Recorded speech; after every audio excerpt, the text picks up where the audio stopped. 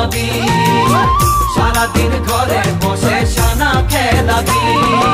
ও ধনী মোর সজনী, হাসিয়ে খুশিয়ে তুই জীবন বিতাবি।